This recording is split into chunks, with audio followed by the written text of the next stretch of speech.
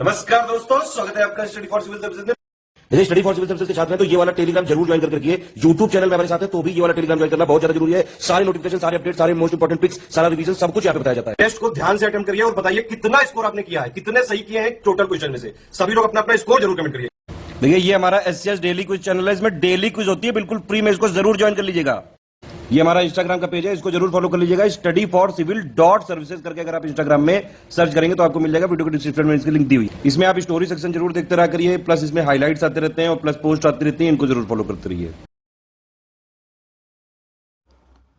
नमस्कार दोस्तों, स्वागत है आपका स्टडी फॉर सिविल सर्विसेज में। डे नंबर 40 सॉल्व करेंगे इलाहाबाद हाई कोर्ट की जो हम क्विजेस कर रहे हैं लगातार। क्वेश्चन नंबर 1 के साथ स्टार्ट करते हैं बिना किसी देरी के। एरर फाइंड करना है तो देखिए सेंटेंस हमारा स्टार्ट है यहाँ से, she was so near to achieving her goal. तो नियर टू नहीं होगा, है ना, यहाँ पे हम यूज़ करेंगे close. She was so close to achieving her goal, option B is incorrect. 2 number question में देखिए क्या है कि he watched as fights broke out along the city। ठीक है, तो यहाँ पे ऑप्शन जो सी हमारा है ना, along नहीं in the city होगा ना। ठीक है, तो ये करेक्ट हो जाएगा कि he watched as fights broke out in the city। Blank space आपको फिल करना है। everyone was pleased to learn the actor would blank space his role as the captivating pirate। तो यहाँ पे हम क्या फिल कर सकते हैं इसमें, तो रिप्राइज जो है ना इसको फिल करेंगे कि everyone was pleased to learn the actor would reprise his role as the captivating pirate. अगला है कि the diamond necklace was blank space too extravagant for a simple dinner party. ठीक है, तो सामान्य सी डिनर पार्टी के लिए एक्स्ट्रावेगेंट मतलब कि बहुत ही ज़्यादा हो जाएगा।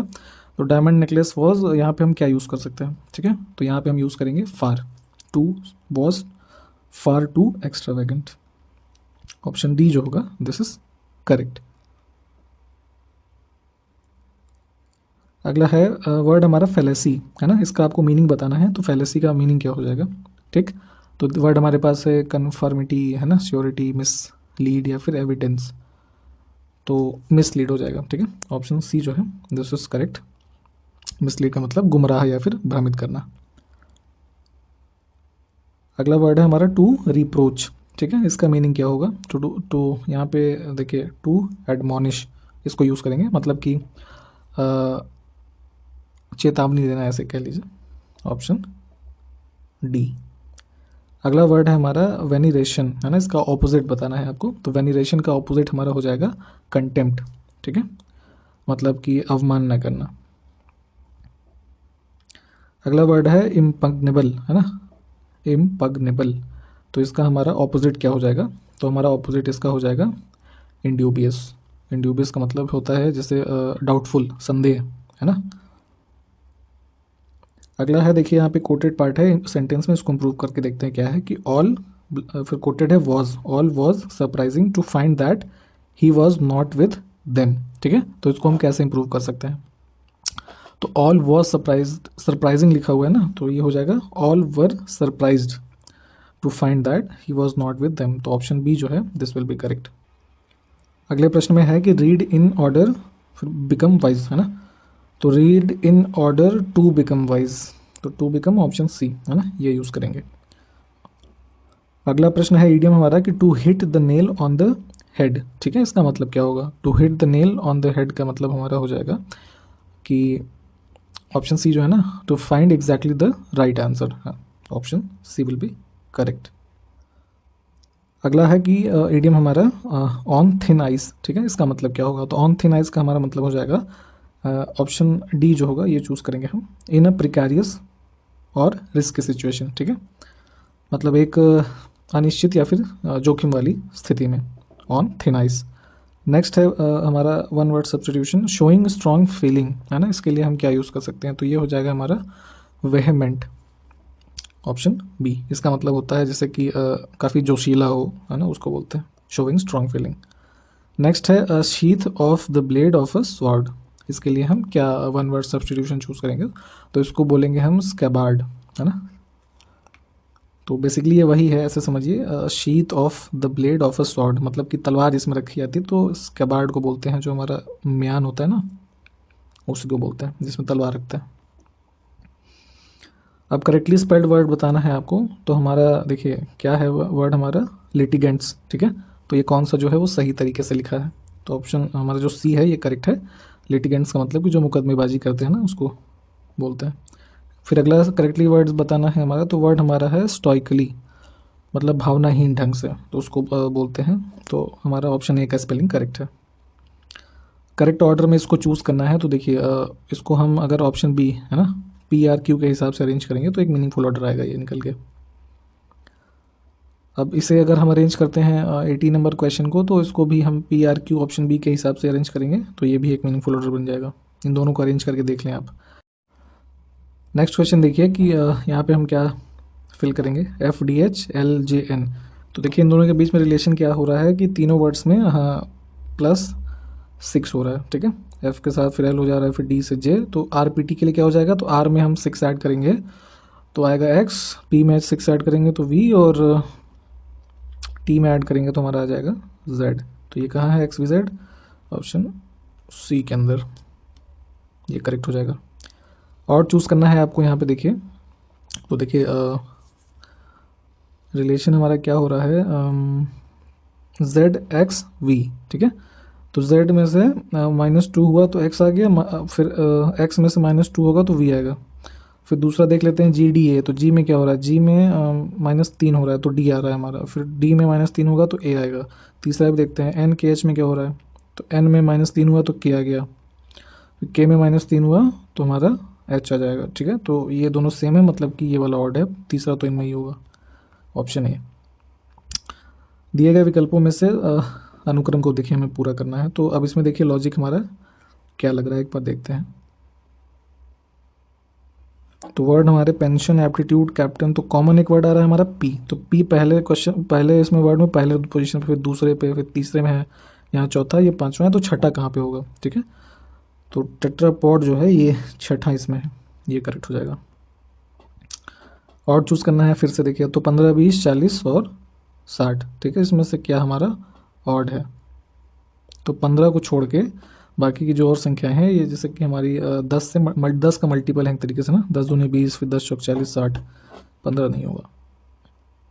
अब ऑर्डिनल्स एक हमारा वर्ड दिया हुआ है यहाँ पे, इसको यूज़ करके कौन सा इनमें से नहीं बनेगा, ठीक है। तो हमारा जो कौन सा हो गया, आइडियल हो जाएगा, है ना, D ऑप्शन, ये नहीं बनेगा। तो एक ट्रक 36 किलोमीटर उत्तर की ओर जाता है, ठीक है। तो यहाँ इसको देखते हैं, मान लीजिए हमारा ये हमारा स्टार्टिंग पॉइंट है, ठीक। ये गया 36 किलोमीटर उत्तर की तरफ, फिर वह पश्चिम की ओर मुड़ता है, तो पश्चिम की दिशा है हमारी ये, पश्चिम की तरफ जाता है 9 किलोमीटर जाता है। अब फिर यह दक्षिण की ओर देखिए यहाँ पे मुड़ रहा है और 50 किलोमीटर चलता है, तो ये 50 आ गया यहाँ तक। अब फिर कह रहे हैं अगली लाइन में कि अब फिर यह अपनी बाईं ओर मुड़ता है, तो अब इस दिशा में अगर उसका फेस है तो बायां हो गया इधर, इधर कितना आ गया, बाईं ओर मुड़ जाता है 9 किलोमीटर जाता है, तो फिर से 9 आ गया, है ना। अब पूछ रहे हैं कि वह अपनी प्रारंभिक स्थिति से अब कहाँ है, तो देखिए यहाँ से ये गया था ना 36 किलोमीटर, ये अब यहाँ से आया 50, तो 36 मान लीजिए यहाँ कहीं तक आ गया, तो उसके बाद बचा ये 14 किलोमीटर, और ये चूंकि 9 है तो यहाँ से भी 9 ये चला था, तो ये तो कॉमन हो गया, तो अपने स्टार्टिंग पॉइंट के नीचे है कहीं, ठीक। तो अब यहाँ से ये वाली डिस्टेंस कितनी है, 14 किलोमीटर, जैसे ये है ना यहाँ पे, तो 14 किलोमीटर ये है दक्षिण दिशा की ओर, है ना, स्टार्टिंग पॉइंट से। तो कहाँ है ये, ऑप्शन D के अंदर, ये करेक्ट हो गया। अब अगला है कि to cover a distance of 144 kilometre in 3.2 hours, what should be the average speed of the car in metre per second, है ना। तो स्पीड निकालते हैं हम मीटर पर सेकेंड में, तो फॉर्मूला आपको पता ही है। तो यहाँ पे हम क्या करेंगे, स्पीड का होता है डिस्टेंस अपॉन टाइम ना, तो 144 किलोमीटर्स अपॉन टाइम हमारे पास दिया है 3.2 आवर्स, और इसको निकालना हमें मीटर पर सेकंड में, तो उसको कन्वर्ट करने के लिए हम इसमें 5/18 से मल्टीप्लाई कर देंगे, है ना। अब इसको आप सॉल्व करेंगे तो ये हमारा निकल के आ जाएगा टोटल कितना, 12.5 मीटर पर सेकंड। तो ये कहाँ दिया हुआ है, ऑप्शन ए के अंदर, ठीक है, ये करेक्ट हो जाएगा। अगला प्रश्न है कि 21 वस्तुओं को बेचकर एक दुकानदार एक वस्तु की बिक्री मूल्य के बराबर लाभ कमाता है, तो उसका लाभ प्रतिशत हमको बताना है। तो एक वस्तु की बिक्री मूल्य के बराबर लाभ कमा रहा है ना अगर, तो ये हो जाएगा हमारा 1 × 100/20, ठीक ठीक है, ये 5% का लाभ उसको कमा रहा है। ठीक है, ये कहाँ है, ऑप्शन डी में, ये करेक्ट हो जाएगा। अगला है कि profit of rupees 1,03,500 has to be divided between 3 partners A B C in ratio of 11, 7 and 5। तो बी का शेयर आपसे पूछ रहे हैं। अब वो चीज़ यहाँ पे देखिए नीचे हिंदी में लिखी है, तो यहाँ इसको सॉल्व करके देखते हैं। टोटल हमारी राशि कितनी है, बी का शेयर हम निकाल लें ना, तो टोटल राशि है 103,500। ठीक है, और हमारे टोटल रेशियो कितने हैं, 11 + 7 + 5। ठीक है, अब हमें शेयर निकालना है किसका, बी का, तो बी है हमारा ये 7 वाला, तो इंटू 7 कर देंगे। इसको सॉल्व कर लीजिए, तो ये 1,03,500 बटे 23 × 7, इसको सॉल्व करेंगे हमारा, तो ये टोटल हमारा निकल के आएगा 31,500, है ना। ये हमारा बी का शेयर है, ये कहाँ दिया हुआ है, ऑप्शन डी के अंदर, ये करेक्ट हो जाएगा। एक कंपनी के कर्मचारियों द्वारा एक ही स्थान पर उपयोग किए जाने वाले विशेष रूप से निजी नेटवर्क को किस प्रकार वर्गीकृत करते हैं। ठीक है, exclusive private network use by employees of a company in single location, तो इसको हम क्या बोलते हैं, तो ये होता है हमारा लोकल एरिया नेटवर्क, लैन। ठीक है, तो जितने भी ये क्लासिफिकेशन हैं एक बार इनको आप देख लें कि कोई वाइड एरिया में यूज़ हो रहा है, कोई लोकल एरिया में हो रहा है, कोई एक प्राइवेट प्लेस पे हो रहा है ना, ऐसे। फिर है कि which web browser was developed by Google, तो आप यूज़ करते होंगे अगर, तो क्रोम ब्राउज़र जो है वो गूगल द्वारा डेवलप किया गया। निम्नलिखित में से सबसे बड़ा, सबसे तेज़ और सबसे महंगा कंप्यूटर कौन सा होता है, तो ये सुपर कंप्यूटर होता है, बताने की ज़रूरत नहीं है आपको। In which port do you plug in the cable of your keyboard. ठीक है, तो अगर आपके पास मान लीजिए लैपटॉप है या डेस्कटॉप है, तो उसके डेस्कटॉप के सीपीयू में जो सीपीयू पोर्ट होता है ना हमारा यूएसबी वाला, है ना, उसमें लगाते हैं हम। कीबोर्ड का जो हमारा प्लग इन वाला पोर्ट होता है। अगला है कि एक तो करेला आप तीता, दूजा नीम चढ़ा, इसका मतलब क्या होगा। ठीक है, तो करेला जैसे तीखा तो होता ही है, दूसरा वो नीम के ऊपर चढ़ गया, चूँकि नीम भी लगभग तीखा ही टेस्ट होता है उसका, है ना, अगर आपने दातून वगैरह करी हो या उसके पत्तियों को कभी खाया हो, तो इसके हिसाब से जो अर्थ होगा वो बुरे का और बुरे से संग हो जाना, ऑप्शन ये देखिए बहुत से लोग कंफ्यूज हो गए इससे, है ना, तो फिलहाल ये वाला अगर आपको ऑप्शन मिले तो वो लगाइएगा। अगला है उड़ती चिड़िया के पंख गिनना का अर्थ क्या होगा, है ना, तो इसका होता है अनुभव होना, किसी चीज़ को मतलब ऐसे देख के उसका परख कर लेना, पहचान कर लेना। हाथ कंगन को आरसी क्या, इसका जो अर्थ होगा वो क्या होगा, तो ये होता है प्रत्यक्ष को प्रमाण की ज़रूरत नहीं, मतलब। अगला है पेट में दाढ़ी होना, इसका अर्थ क्या होगा, तो ये होता है देखने में सीधा किंतु चालाक होना, है ना, ऑप्शन डी। अनुपम का पर्यायवाची हमको बताना है, तो अनुपम का पर्यायवाची होगा अद्वितीय, ऑप्शन डी, मतलब जो ऐसा यूनिक हो उसको बोलते हैं अनुपम। स्त्रीलिंग शब्द आपको इसमें से बताना है, तो मृत्यु शब्द जो हमारा है वो स्त्रीलिंग है, जैसे बोलते हैं ना मृत्यु आ गई है, जो कानून के अनुकूल न हो, है ना, तो वो होता है हमारा अवैध। तो जैसे ज़मीन वगैरह पे अवैध कब्जा होता है ना, तो वो लीगली वैलिड होता नहीं है, तो उसी को बोलते हैं जो कानून के अनुकूल न हो। पेट्रोलियम या खनिज तेल किससे प्राप्त होता है, तो जो हमारी सेडिमेंट्री रॉक्स होती हैं ना, उनसे पेट्रोलियम या फिर जो ये मिनरल ऑयल होता है वो ऑब्टेन करते हैं। अब which chloride salt causes green colour, मतलब कि जैसे अभी दीपावली में पटाखा आप जलाएंगे, तो ये कौन सा रंग जो है हरा रंग किस क्लोराइड लवण के कारण होता है। ठीक है, तो ये हमारा होता है बेरियम के द्वारा। ठीक, तो जैसे प्रकाश में लाल रोशनी, सफ़ेद रोशनी, हरी रोशनी, है ना, इस तरीके की अलग अलग ऐसे जो सॉल्ट्स होते हैं पॉजिटिव क्लोराइड सॉल्ट्स, उनसे होता है। तो एक बार देख सकते हैं आप, ये एग्जाम में कई बार पूछते हैं। उत्तर प्रदेश में किसान बही योजना को कब लागू किया गया था, तो इसको लागू किया गया था वर्ष 1992 में। किसान बही योजना वही होती है जैसे जो लैंड रिकॉर्ड्स वगैरह ना, अगर आपको पता हो, उसका सब डिटेल उसमें होता है, उसमें एंट्रीज वगैरह कराते हैं। In which year BRICS leader signed the agreement for establishing of a new development bank. ठीक है, तो जो न्यू डेवलपमेंट बैंक है उसका इस्टेब्लिशमेंट के लिए जो ब्रिक्स कंट्रीज़ हैं उन्होंने कब उस समझौते ज्ञापन पर हस्ताक्षर किए, है ना, उसकी स्थापना के लिए, तो वो किया 2014 में। अगला है कि बर्लेप किसका उत्तम किस्म है। ठीक है, तो बर्लेप जो शब्द है ना, यहाँ दिख रहा है आपको, ये किसका उत्तम रूप है, मतलब कि फाइनर क्वालिटी ऑफ, तो ये जो जूट होता है हमारा, है ना, बर्लेप उसी का एक प्रकार है और उसकी फाइनर क्वालिटी है। अगला है कि निम्नलिखित में से कौन भारत में मध्य एशियाई आक्रमण का परिणाम था, है ना, तो मतलब कि जो सेंट्रल एशियन इन्वेजन्स हुए इंडिया में, तो उसके क्या क्या परिणाम हुए। तो देखिए हमारे ऑप्शंस हैं, introduction of gold coins on a wide scale, दूसरा है प्रमोशन ऑफ एग्रीकल्चर, तीसरा है बेटर कैवेलरी, तो देखिए अब सेंट्रल इन्वेजन हुआ तो वहाँ के रूलर्स वगैरह जब यहाँ रहने लगे है ना, तो उस तरीके से डेवलपमेंट आगे हुई। तो सोने के सिक्कों का प्रचलन काफ़ी बढ़ा, ठीक है। कृषि को बढ़ावा मिलने लगा क्योंकि फिर बाहर से भी चीज़ें आई यहाँ पे, तो उसका उत्पादन किया जाने लगा। और इनके पास जो घुड़सवार सेना थी तो ये इनके युद्ध जीतने में काफ़ी सहायक रही, तभी ये सक्सीड कर पाए दूसरे देशों में। तो भारत में भी ऐसी बेहतर घुड़सवार सेनाएं होने लगी। तो ऑल ऑफ एबव जो है ये हमारा कॉन्सिक्वेंसेज हैं सेंट्रल एशियन इन्वेजन्स के इंडिया में। अब देखिए दाग system is related to which Mughal ruler, है ना, तो ये है अकबर से संबंधित, ऑप्शन ए। डिटेल में इसको एक बार पढ़ लीजिएगा, ये सब टर्म्स पूछे जाते हैं। हिल एरिया डेवलपमेंट प्रोग्राम किस पंचवर्षीय योजना में शुरू किया गया?